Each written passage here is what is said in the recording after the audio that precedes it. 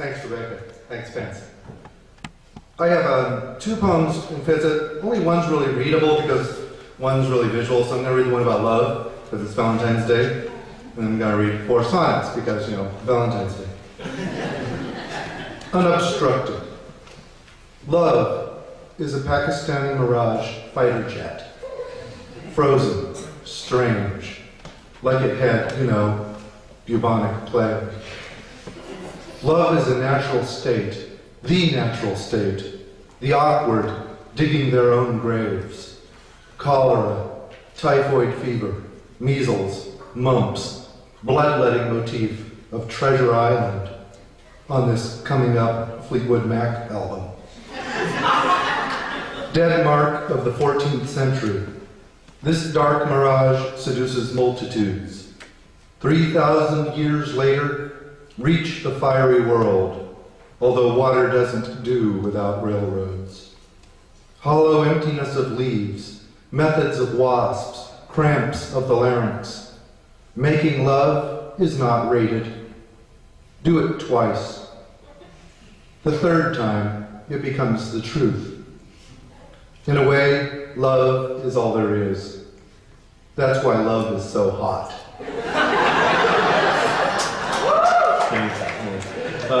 And then the rest of these 4 are my new project, or newish project called Sonograms.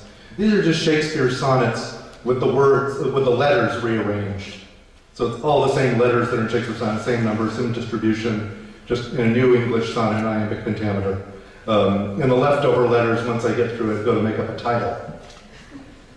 And sometimes the titles aren't that good, like, this is from Sonnet 103, Alack what poverty my muse brings forth, and it becomes MVVW, MVVW rug. When arthropods that swarm in Moma's tree are plotting their unfuturistic schemes, ignoble in orthogonality, but vetted by mosquito rowing teams. When spiders fucking doorknobs for no reason begin to sound politely obsolete, addicted as they are to human treason, deficient as they are in furry feet. When Grandma, Aunt, and Grandpa B are gone, it's time to emit these carelessly rehearsed, atonally ferocious Martian sonnets that Shakespeare wishes he had thought of first. Hollowly virgin ova wanna munch my holly jolly moo cow rummy punch. Sonnet 116, let me not to the marriage of true minds, becomes non-doves, no known king. Iranian witches hollow out all thought. No emblem, vow, or metaphor remains. Thereto, whomever gravity loves not, perverts deferments Orpheus obtains. No, pavement isn't known to do Modesta, despite that they in Stockton did emerge. Those bitches know that Ivanhoe's the best hoe. And therein lies the Volvo driver's scourge. A Marxist lit a lesbian on fire for voting in November like a snake. Freshwater urination grows desire, but pisses off the fishes in the lake. The bookworm murdered Stevens on a whim. I said the little dickhead murdered him.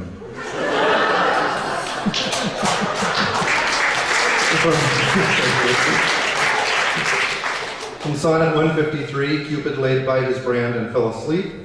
We have OMG, dog pee. Don't screw around with darkling yellow finches. Their feathers harbor deadly poison quills. There's bird flu in their tiny talons' pinches, and bad saliva dribbles from their bills. If you escape the scylla of their antlers, as well as the charybdis of their hooves, you yet must dodge the anti-guy dismantlers that whoop the ass of every dude that moves. We're talking 55-foot tall vaginas with wicked fangs and terrible disdain for evil men in both the Carolinas who diss their furry magnitude in vain. Can any bums pump gum at Champ Le Beau? Da-dee, da-dee, da-dee, da-dee, da-do. And finally, from Sonnet 20, a woman's face with nature's own hand painted. You get Sonogram 20. When methane farmers anesthetize the worst-born honeybees, oh, then restfulness returns. I had a lot of letters left over on that one. When I do sit in deft, attentive thought, annihilating classic verse online, interrogating feminism's plot, and fashioning my amateur design. When I am disobeying Mullah's laws and jeopardizing youthful gophers' fleas, aware that somehow thereby may arise unknowable anteater theories. When I do suture waffle cones to blunts,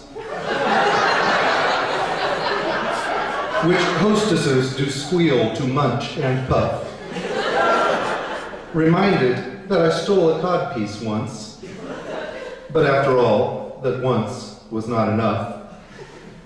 Then do I pray this adage may hold tight. Muhammad sweetens seagull panties right.